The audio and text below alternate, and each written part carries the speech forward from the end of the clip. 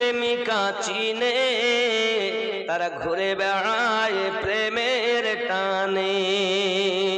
এরা বিচার করে না নিজ জ্ঞানে, সদাই অন্ধর মতো চলে। ওগো কোরআন পাকে বলে খোদার বান্দা খোদারি মতো। ওগো কোরআন পাকে বলে যত জীব তার জাতের মতো, জ্ঞান হবে তার জন্মগত রে। যত জীব তার জাতের মতো, জ্ঞান হবে তার জন্মগত রে। খোদার বান্দা খোদার মতো হলে সকল কিছুই পাবে। সুবহানাল্লাহ। হে বাবা, গরু জন্ম নিয়েছে, ওর গরুর বাচ্চা গরুর মতো জ্ঞান, ছাগলের বাচ্চা ছাগলের মতো জ্ঞান, কুকুরের বাচ্চা কুকুরের মতো জ্ঞান, মানুষের বাচ্চা তো মানুষের মতো জ্ঞান হওয়া উচিত, ঠিক না? কত সুন্দর কথা আমার হুজুর বলছেন, যত জীব তার জাতের মতো, জ্ঞান হবে তার জন্মগত। খোদার বান্দা খোদার মতো হলে সকল কিছু মিলে। সুবহানাল্লাহ, কত সুন্দর কথা। এই কথা যদি ওয়াজ করা যায় তোই শেষ, আর লাগবে না। আপনার বুঝার জ্ঞান দরকার। হিংসা ছেড়ে বিচার করো, খোদা ভিন্ন কেউ নয় কারো। এখন যদি না বুঝতে পারো, বুঝবে পরকালে। খোদার বান্দা খোদার মতো, ওগো কোরআন পাকে বলে। সুবহানাল্লাহ বলে, কত সুন্দর। এগুলো বোঝার চেষ্টা করেন। দলাদলি বাড়াবাড়ি, দুনিয়া নিয়ে কাড়াকাড়ি, খোদার সঙ্গে জুয়া চুরি করে সব কিছু হারালে। খোদার বান্দা খোদার মতো, ওগো কোরআন পাকে বলে। লোককে বুঝাও নিজে করো ভুল, তোমার হারিয়ে যাবে দুকুল। খোদার তুলনা নাই সদাই অতুল, মন বুঝবি আর কোন কালে। খোদার বান্দা খোদার মতো, ওগো কোরআন পাকে বলে। আল্লাহর বান্দা যিনি, আল্লাহর সেই হুকুম পালন করে চলবে, আল্লাহর রহমত বর্ষণ হবে চোখে, হাতে, কানে, দেহতে। তার দেহটাই পাওয়ারওয়ালা। কবরে দেবে, ফেরেশতারা তাকে আদর ও সোহাগ করবে, জান্নাতি আরাম পাবে, ঘুমিয়ে থাকবে কিয়ামত না হওয়া পর্যন্ত। জোরে বলে। আর এদিকে নামাজ পড়ছো আর মন আছে, যেমন ইমাম গাজ্জালির মন ছিল তালাকের মসলায়, তোমার মন পড়ে আছে ব্যবসায়, তোমার মন আছে বাচ্চার কাছে, তোমার মন আছে বিভিন্ন তেজারাতে, তোমার মন আছে অন্য জায়গায়।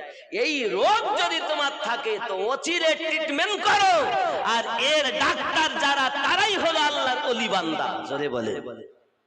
এদের কাছে যাওয়া লাগবে, যারা আল্লাহওয়ালা নবীওয়ালা, এদের কাছে যাওয়া লাগবে। লাগবে কিনা? যারা যেতে চায় না, বুঝতে হবে। আবার অনেকে এমন আছে রোগগ্রস্ত হয়েছে, কোন ডাক্তার ভালো করতে পারে না।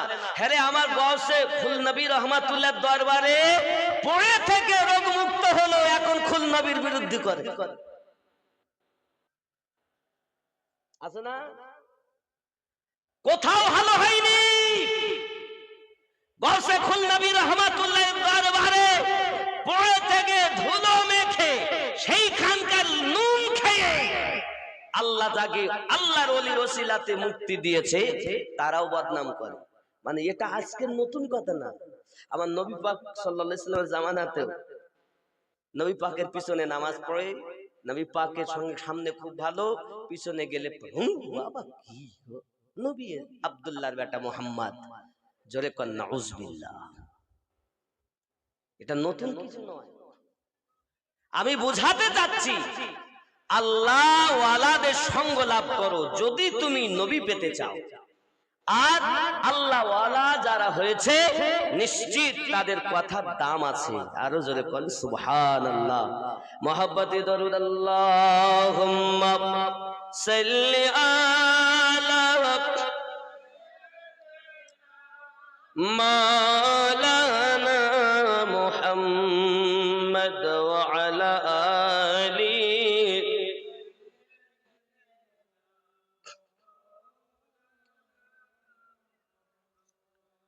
বন্ধুরে আমার, নবী তো দেখা সাল্লাল্লাহু আলাইহি ওয়াসাল্লাম এমন একজন পয়গম্বর বাবা যার তুলনা করা যায় না। বন্ধু আমার, একজন ব্যক্তি আমার নবী পাক সাল্লাল্লাহু আলাইহি সাল্লামের কাছে এসেছেন। এর রওয়ায়াত মাশহুর है सूरज ग्रुप होता जा रहा था। বাবাজি আমার অনেক ঘটনা আছে বাবা, আমার কিতাবের ভিতরে আসতেছে।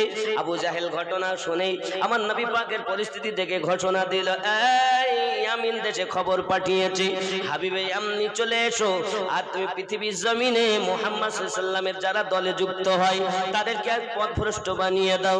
হাবিবে ইয়ামনি এসে আমার নবী পাকের কাছে উপস্থিত হয়েছে। আমার নবী পাক সাল্লাল্লাহু আলাইহি সাল্লামকে বলেন, আপনি যদি নবী হন তাহলে আপনি আকাশের চন্দ্র দ্বিখণ্ডিত করে দেখিয়ে দেন। আমার নবী আকাশের দিকে আঙ্গুলের ইশারা করলেন। রাতের বেলাতে চাঁদ দ্বিখণ্ডিত হয়ে গেল। আমার নবী বললেন, হাবিবে ইয়ামনি, তোর মেয়ে জন্ম থেকে কথা বলতে পারে না, হাত চালাতে পারে না, পায়ে হাঁটতে পারে না, যা বাড়ি যা, তোর মেয়ে অসুস্থ হয়ে গেছে। জোরে বলো। হে বাবা আমার, কোন আশা নেই তুমি নবী পাকের কাছে যাও, এই জ্ঞানটা আমার আল্লাহ নবীকে প্রদান করেছেন। ঠিক তদ্রূপ আমার হুজুর ওয়াহারি রাহমাতুল্লাহের কাছে যদি কেউ আসতেন, সঙ্গে সঙ্গে তার মনের বাসনা পূর্ণ হয়ে যেত। যে আশা নিয়ে আসতেন ওই বিষয়ে বক্তব্য রাখতেন। কত মেহফিল এমন হয়েছে যে আল্লাহর ওলি হযরত ওয়াহারি রাহমাতুল্লাহ আলাইহি তার উত্তর দিয়ে দিয়েছেন। আরো জোরে কোন সুবহানাল্লাহ। বাবাজি আমার, আমাদের মুযহাবের ইমাম হযরত ইমাম আযম আবু হানিফা রাদিয়াল্লাহু তাআলা আনহু পৃথিবীর জমিনে উনি যখন বেসাল করলেন বাবা, বেসাল করার পরে ওনার দরবারে আপনার আল্লাহ পাকের দরবারে ফরিয়াদ করা হলো, আল্লাহ আমি এখনো লেখাপড়া শেষ করতে পারিনি, ইলমে ফিকহ ওনার কাছে শিক্ষা করি। আব্বাজি পৃথিবীর জমিনে আমার আল্লাহ পাক আল্লাহ তাআলা ওনার রূহকে আবার ফিরিয়ে দিলেন। উনি মাজারের কাছে যান আর উপর থেকে আপনার প্রশ্ন করেন। ইমামে আজম ইন্তেকালের পর মাজারের ভিতর থেকে তার উত্তর দিয়ে থাকেন। আরো জোরে কোন সুবহানাল্লাহ। বাবাজি বোঝা গেল আল্লাহর রাসূল যেমন মরেন নাই, হায়াতুন নবী, নবীকে যারা ভালোবেসেন তারাও আল্লাহ পাক আল্লাহ তাআলা জিন্দা করে মাজারে রেখে দিয়েছেন। ওলি আল্লাহর দরবারে গেলে আল্লাহর রহমত বর্ষণ হয়। আল্লাহ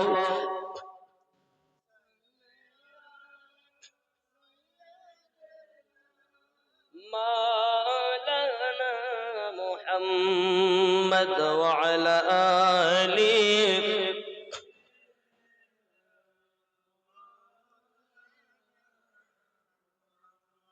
জন্ম আমার নবীর যুগে হলে কেমন হতো, জন্ম আমার নবীর যুগে হলে কেমন। এই গজলটা বলতে বলি লিখে পাঠিয়েছে, হ্যাঁ নদী বলতাম। জন্ম আমার নবীর যুগে, এখানে প্রশ্ন একটা হতে পারে, তাহলে এর যুগটা কার? কথা কার? কিয়ামত অবধি যুগ থাকবে আমাদেরই নবীর। এই বিষয়টা অনেক সময় অনেকের প্রশ্ন হতে সম্মুখীন হতে পারে।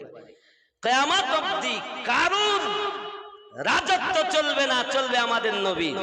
কিন্তু এই গজলের মধ্যে যেটা বলা হচ্ছে, আমার নবী পাক যে 63 বছর এই দুনিয়ায় ছিলেন ওই সময়কার কথা এখানে উল্লেখ করা হচ্ছে, সেই জন্য বলা হয়েছে। কিন্তু যুগ নবীরই যুগ।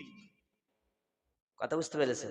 এখানে শত শত বছর, 500,000 বছর যদি কিয়ামত না হয়, তো আমার নবীর রাজত্ব শুধু এই দুনিয়াতে না, আমার নবীর রাজত্ব কবরে, আমার রাসূলের রাজত্ব মিজানে, আমার রাসূলের রাজত্ব চলবে পুলসিরাতে, আমাদের রাসূলের শাহেনশাহী চলবে হাসরের মাঠে। আমার নবী পাকেরই শাফায়াত ছাড়া জান্নাতে যাওয়ার উপায়। এজন্য এটাও ক্লিয়ার করে দিলাম। তাহলে এই জন্ম মানে ওই জিন্দেগির কথা এখানে উল্লেখ করা হচ্ছে। জন্ম আমার নবীর যুগে হলে কেমন হতো, জন্ম আমার নবীর যুগে হলে, সবাই উচ্চ কণ্ঠে বলতে হবে আমার সঙ্গে, দুনয়নে রাসূল পাক দেখিলে কেমন হতো, জন্ম আমার নবীর যুগে হলে হতো, জন্ম আমার নবীর যুগে হলে,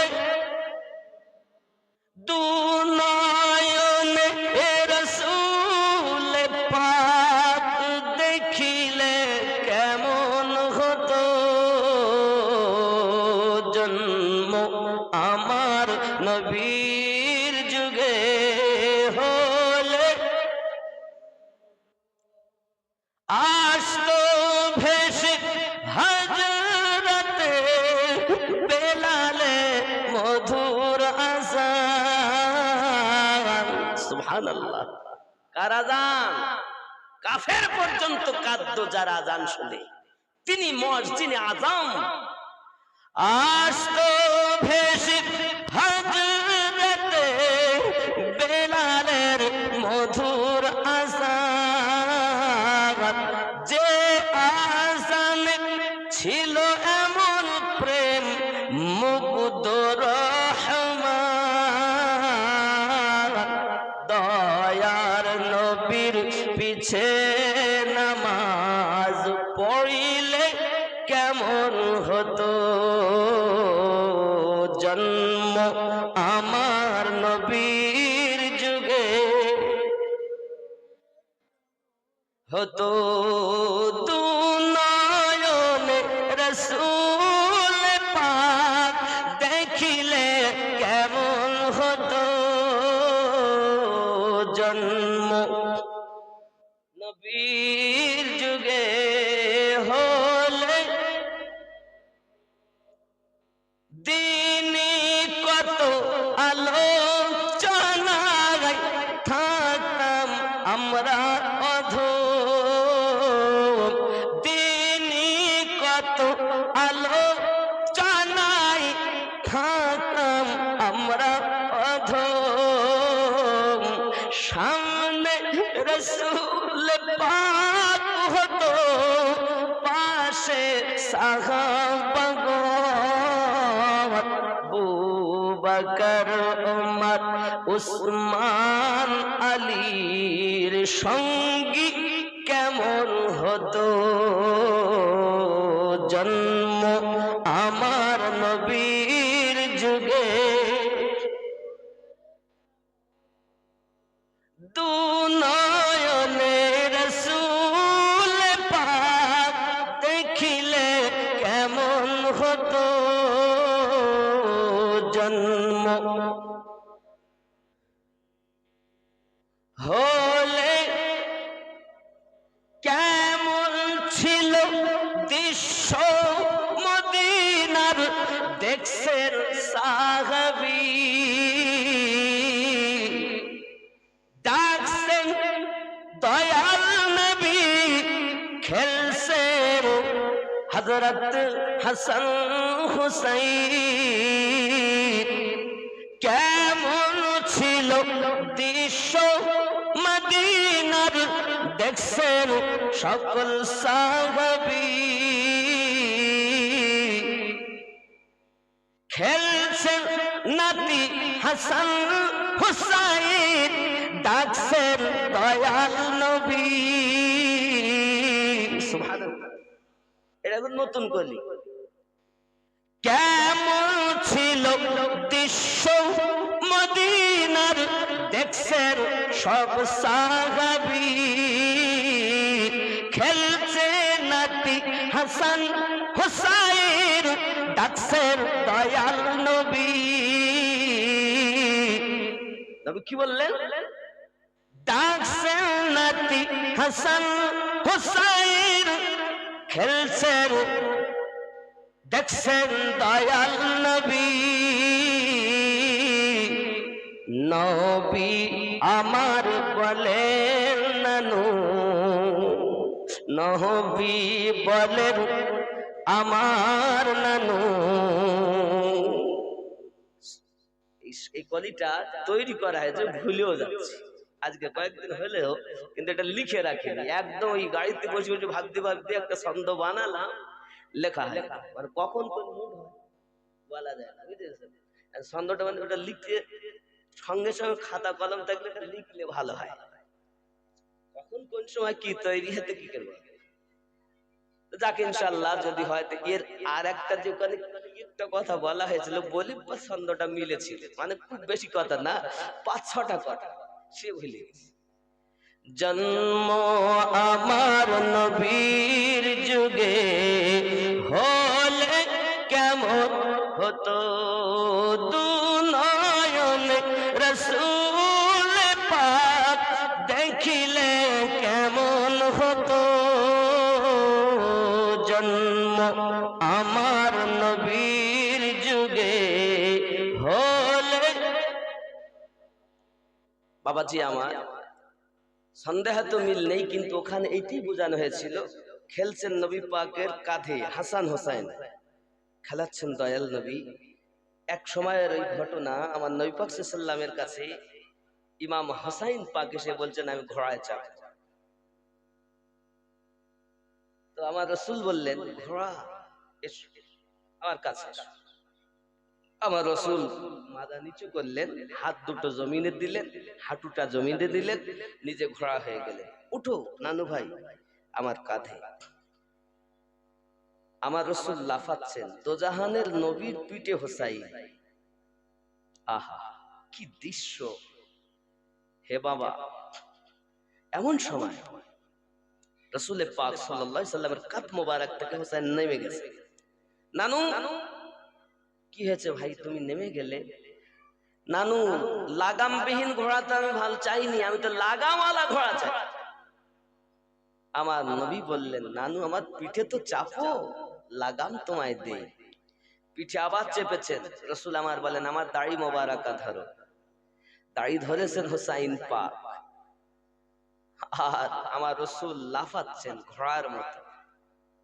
নবী যখন লাফায় তো মনে হচ্ছে না দোজাহান সারা দুনিয়ার মালিক লাফাচ্ছে। সেই হোসাইনকে নির্মম ভাবে শহীদ করেছে কারা?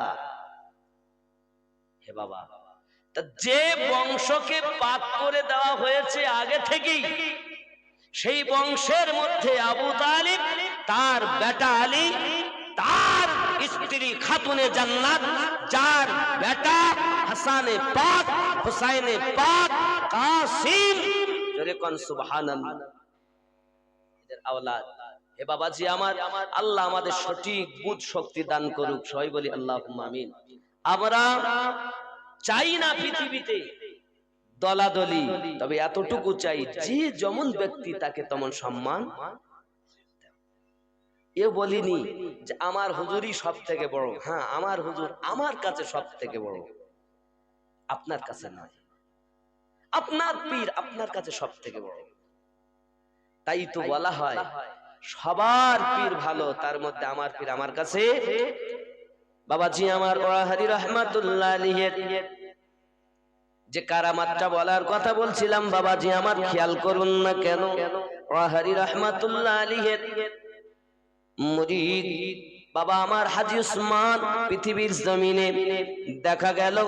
আব্বা আমার তার ভাইপো আপনার ইন্তেকাল করেছে, চাচাতো ভাই, সবাই মিলে আলোচনা করে আমরা একটা ফাতিহার আয়োজন করব, দোয়ার আয়োজন করব।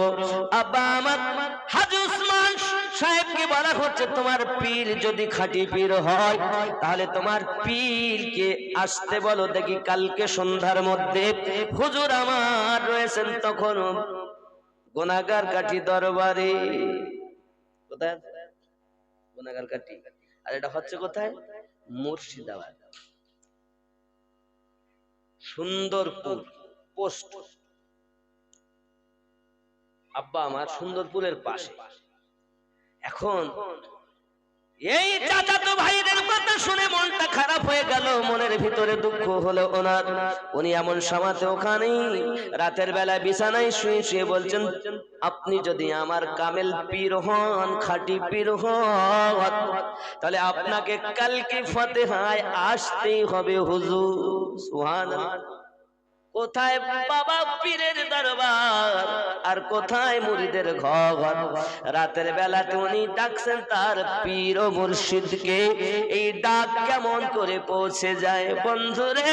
টেলিফোনে তোমার কথা যদি দিল্লি বোম্বাই পৌঁছে যায়, যাদের এই টেলিফোন চালু আছে গো, তাদের কথা, তার আশিকের কথা মাসুকের কাছে চলে যায়। তাই বলা হয়, বলে আমার হুজুর মানুষ নয় রে, আল্লাহর ওলি আউলিয়া। মুক্তা তার মনে পড়লে মন ওঠে উতলিয়া, খোদার ওলি আউলিয়া। যদি কন্যা সুবহানাল্লাহ। মুরিদ ডাক দেয়, হুজুর পীর যদি আপনি খাঁটি হন, আমি যদি আপনার সত্যি মুরিদ হই, আপনাকে আশা লাগবে। আর এই খবর হুজুরের কাছে উনি শুনতেই পেয়েছেন। সুবহানাল্লাহ। যে কাজ সেই, এদিকে বলেছেন ওখান চলে গেছে, হুজুর ওখান থেকে আসছে। এখন ওনাকে স্বপ্ন দেখানো হচ্ছে, উসমান তুই এক কাজ, এই পীরতলায় আসিস, মানে চল্লাবন গলার ঘাট, মানে ওড়াহাট থেকে জসিতলা, ওখান থেকে ফতেপুর, ওখান থেকে চল্লাবন গলার ঘাট পার হই ওই ধার দিয়ে বাংলাদেশ যেতে, বুঝেছেন? ওই আষাঢ়ি দোহা ওই দিকে, বুঝেছেন? ওই ধার। তা হুজুর বলছে, এই তুই ওই ঘাটে আসিস। এখন এই স্বপ্ন দেখেছেন, পীরের স্বপ্ন দেখেছে, আবার হুজুর বলেছে আবার যেতে, কি আনন্দ। ভোর বেলায় উঠে ঘাটে গিয়ে সাইকেল চালিয়ে ঘাটে গিয়ে, এখন ওই ঘাটের কাছে গিয়ে শুনতেছে এখানে হুজুর এসেছে। কই কই না তো, আশেপাশে যারা ঘাটে আছে বলছে, আচ্ছা হুজুর কি পার হয়েছে এইভাবে? না, আমি কি দেখলাম, না জানি কি হবে তার ঠিক নেই। ওই পাশেই ঘাটে আর একজন হুজুরের সঙ্গে গিয়েছিলেন, তার বাড়িতে গেছে। এমন সময় অপেক্ষায় করতে দুপুর হয়ে গেছে, সকালে গেছে দুপুর হয়ে গেছে। তাহলে কি হলো? আমি কি আমি খাঁটি পীরের মুরিদ না? হুজুর যে আমাকে বললেন আসতে, হুজুর তো টাইম বলেন, বলেছেন তো ঘাটে আসি, আর ও সকালবেলা উঠে দৌড়ে গেছে। এখন বন্ধু আমার, শেষমেশ দেখা গেল এটাই অনেকক্ষণ পর, দুপুরের পর দেখা যাচ্ছে একজন আসছে, যে পাশে থেকে গিয়েছিল হুজুরের সঙ্গে, সে তাকে দেখতে পেয়েছে, মনে হয় আসছে। জিজ্ঞাসা করে, হুজুর আসছেন? যে হ্যাঁ আসছে। মনে একটু আশ্বাস হলো যে হুজুর আসছেন। তাহলে এবার দূরে থেকে দেখেছেন হুজুর যখন নিকটে, এই হাজি, হুজুর এই যা বাড়ি যা, বাড়ি গিয়ে তুই গাড়ি নিয়ে আয়। মহিষের গাড়ি, ঘোড়ার গাড়ি, মানে তখন গরুর গাড়ি, মহিষের গাড়ি এইসব চলতো, কাদা তো রাস্তায়, সব কাদা।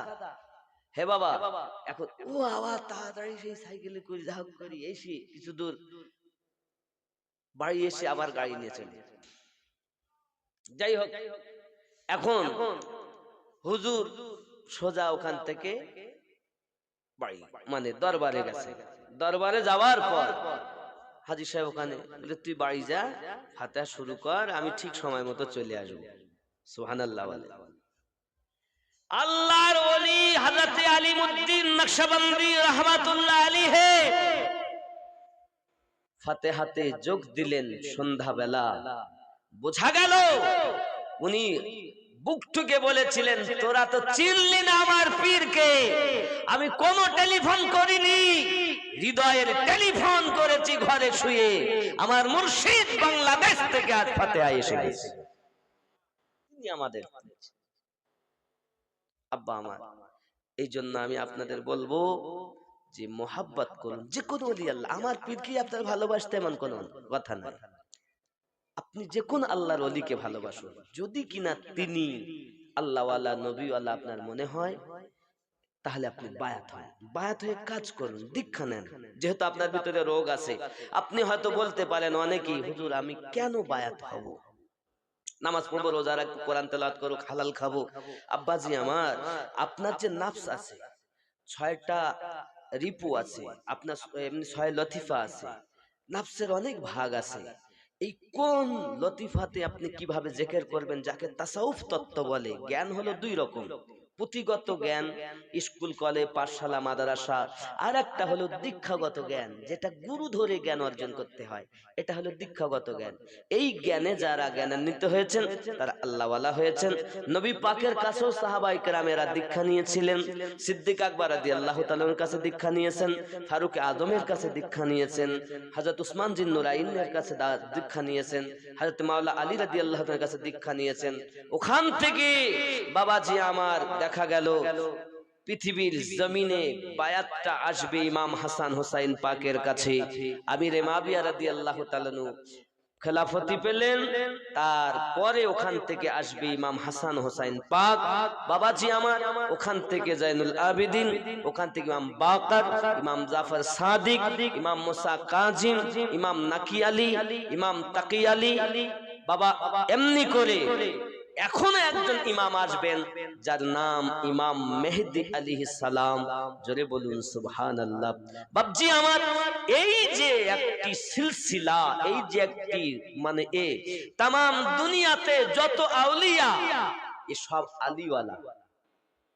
কি ওয়ালা? আলীওয়ালা। আলী রাদিয়াল্লাহু তাআলা কে যদি তারা না মানে, নবীকেই পাবে না। কাকে পাবে না? নবীকে মানে না। সেই আলীর যখন আমরা তাকবীর দেই, আলীর নাম যখন ডাকি, তা বলতে শিয়া। কি বলতে?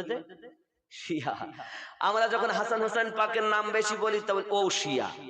আশ্চর্য কথা।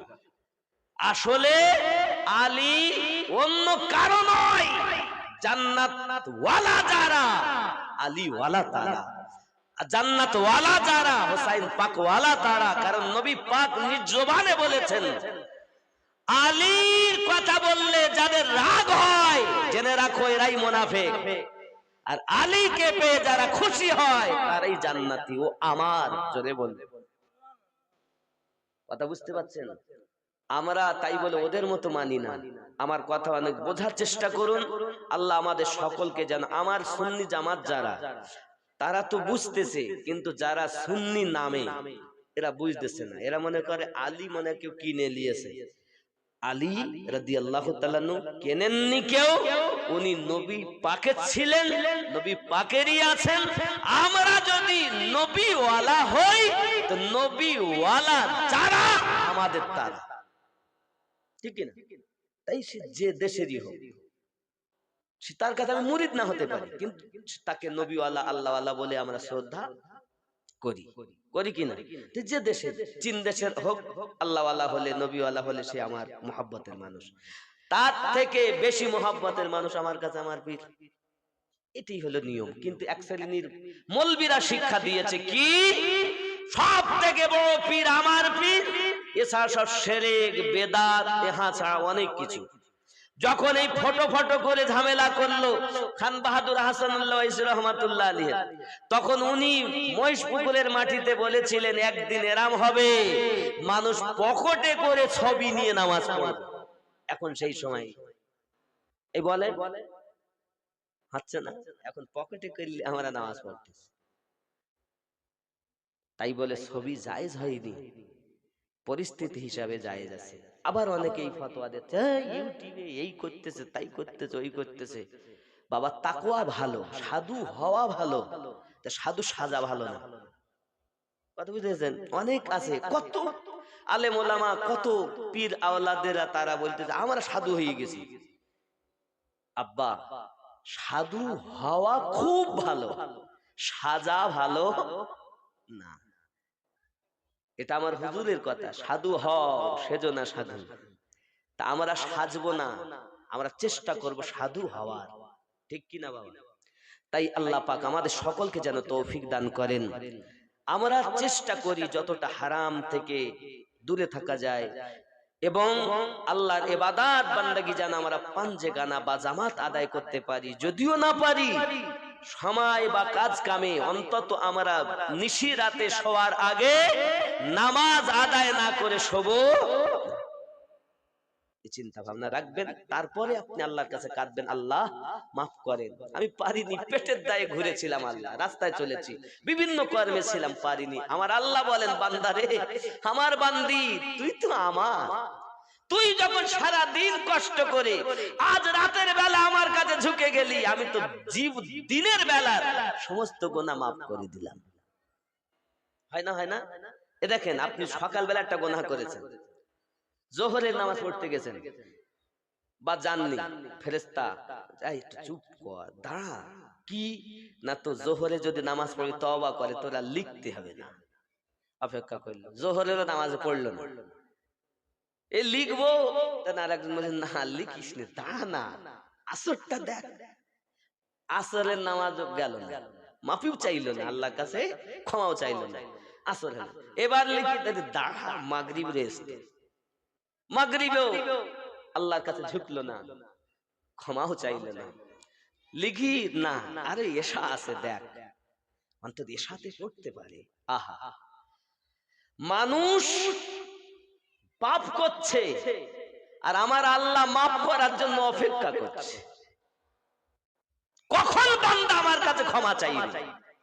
হে আল্লাহর বান্দা বান্দি, ভালোবেসে আল্লাহ আমাদেরকে সৃষ্টি করেছে, এশার নামাজও গেল না, পড়লো না, লিখবো, দাঁড়া না, আর একটু ধৈর্য ধর, এখনো কাজকর্মে আছে, দেখতে পাচ্ছিস না, ফেরেশতারা বলছে একটু দাঁড়া, ও তো এখনো শুইনি, বিছানায় যায়নি, বাসায় যা, বাসায় গেছে, ভাত হৃদয় ভর্তি করে, পেট ভর্তি করে খেয়েছে, শোবে, এইবার লেখাতে দাঁড়া না, এখনো শুইনি, হয়তো শোয়ার আগে নামাজটা পড়ে নিতে পারে, অপেক্ষা কর।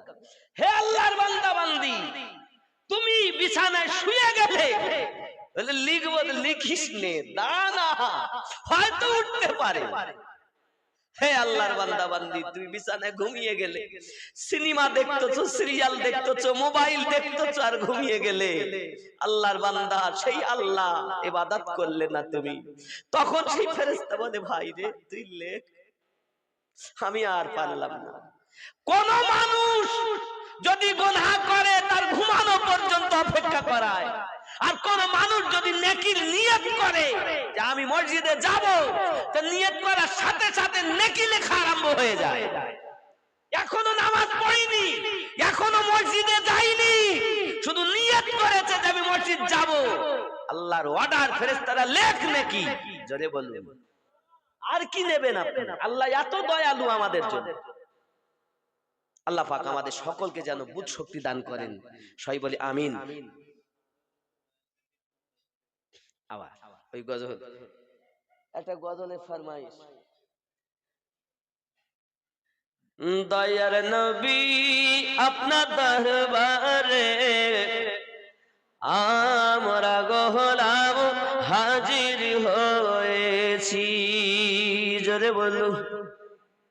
এ দরবার আল্লাহর ওলির দরবার, নবীর দরবার, এজন্য বলা হয় দয়ার নবী আপনার দরবারে আমরা গোলাম হাজির হয়েছি, আল্লাহর ওলি আপনার দরবারে আমরা গোলাম হাজির হয়েছি। সুবহানাল্লাহ, আমার সঙ্গে বলতে পারবেন না? আল্লাহর নবী আপনার দরবারে আমরা গোলাম হাজির হয়েছি। ওগো যেদিন এটাই তো যেদিন তোমায় দেখেছি মনে আপন ভেবেছি, যেদিন তোমায় দেখেছি মনে আপন ভেবেছি, এখন প্রেম জ্বালা জ্বলে যে অন্তরে। আল্লাহর নবী আপনার দরবারে আমরা গোলাম হাজির হয়েছি। নবী মোদের জানের জান, দেশে বিদেশে গাইব আপনার শান। দয়ার নবী আপনি মোদের জানের জান, দেশে বিদেশে গাইব আপনার শান। গাইতে গাইতে হয় যেন মরণ। আল্লাহর নবী আপনার দরবারে আমরা গোলাম হাজির, নয়নে দিয়ে নয়ন পাগল করলে আমার মন। এ নয়নে দিয়ে নয়ন পাগল করলে আমার মন। এখন তোমার ছবি ভাসে যে অন্তরে। দয়ার নবী আপনার দরবারে আমরা গোলাম। জোরে বলুন না সুবহানাল্লাহ। বাবাজি, আমার এই হলো প্রেমের কথা। আর আমার নবী পাক সাল্লাল্লাহু আলাইহি ওয়াসাল্লাম হলেন সমস্ত দুঃখের এবং সমস্ত মানুষেরই বেদনা দূর করনেওয়ালা নবী আমার। জোরে কোন সুবহানাল্লাহ। এজন্য বলা হয় দুঃখের দিনের দরদি মোর নবী কমলিওয়ালা,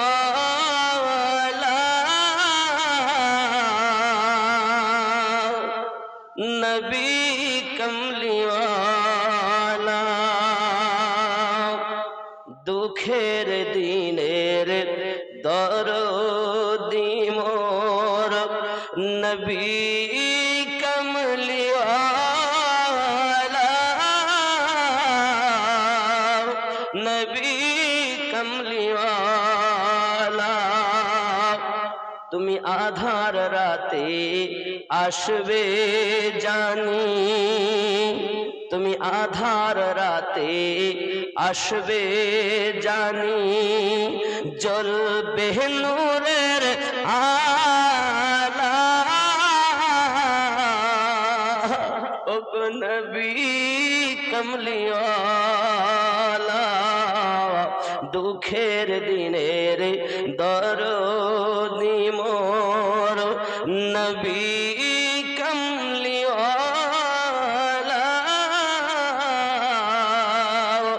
নবী কমলিওয়ালা। জাগবে যবে বখে আমার, ও পার তৃষ্ণার সাত সাগরা, জানি ধরবে তুলে কণ্ঠে আমার, জানি ধরবে তুলে কণ্ঠে সেই দিন কাউসারের পিয়ালা। নবী কমলিওয়ালা, দুঃখের দিনের দরদি মোর নবী কমলিওয়ালা,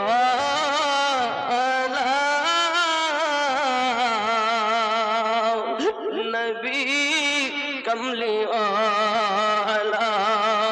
তুমি আধার রাতে আসবে জানি, জ্বলবে নূরের আলা,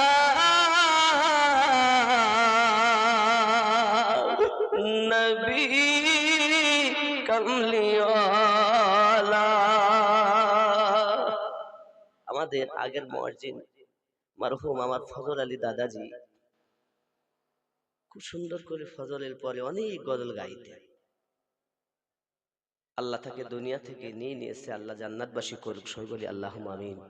আমার অনেক মুসল্লি এই এলাকার এই 16-17 বছর পার হয়ে গেছে, প্রায় 18 বছরের কাছে কমা বেশি এরকম মনে হয়। অনেক মুসল্লি নাই আজ। আল্লাহ এই গ্রামের অনেক মানুষ মারা গেছে, আল্লাহ গো তুমি সকলকে জান্নাতবাসী করো। আল্লাহ যারা বেঁচে আছে এদেরকে আল্লাহ ওয়ালা বানিয়ে দাও, আল্লাহ নবী ওয়ালা বানিয়ে দাও।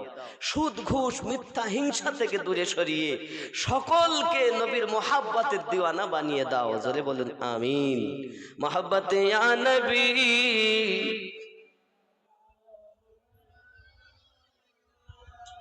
ইয়া রাসূল ইয়া হাবিব সালাম সালাতুল্লাহ। কানে শুনিলাম সোনার মদিনা, নসিবে দেখা হলো না। কোন পথে হব রওয়ানা,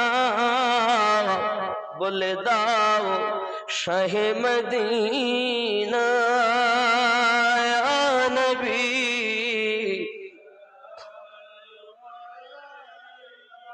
ইয়া রাসূল সালাম ইয়া হাবিব সালাম সালাতুল্লাহ।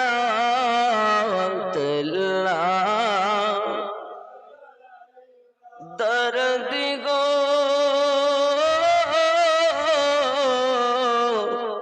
গো দরুদি, হায়াতুন নবী আসন মদিনায়।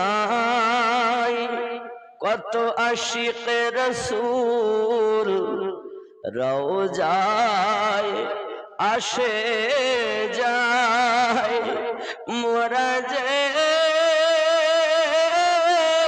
কবে যাব মদিনায়। এ আশায় শুধু কেঁদে যাই। ইয়া নবী সালাম ইয়া রাসূল সালাম ইয়া হাবিব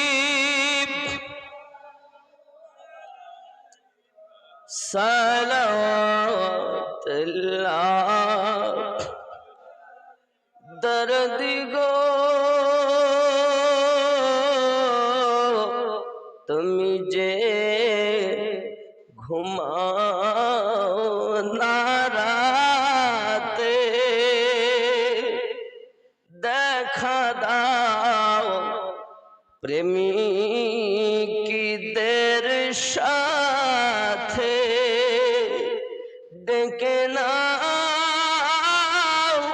তোমার রওজাতে, দরুদ সালাম দিতে। ইয়া নবী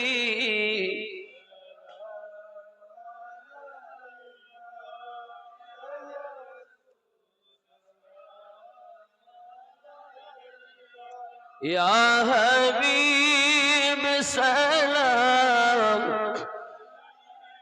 সালাতুল্লাহ।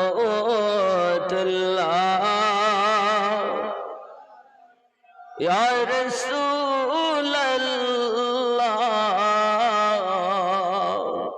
মদিনা পানে চাহিয়া কাঁদি যে গজল গাহিয়া।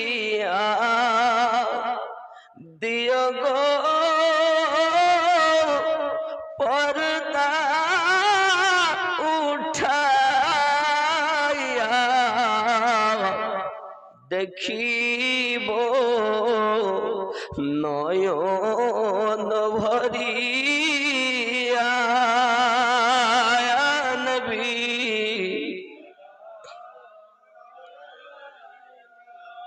या रसूल सलाम या हबीब सलाम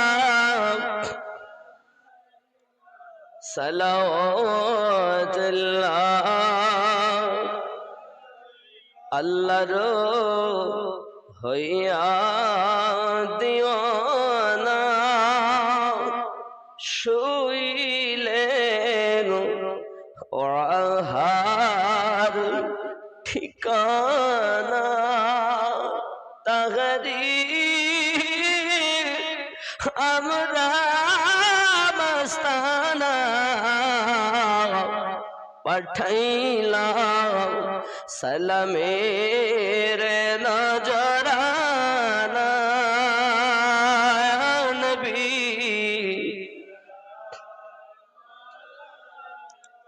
ইয়া রাসূল সালাম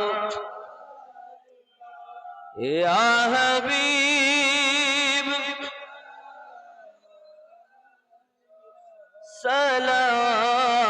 সালাওয়াতুল্লাহ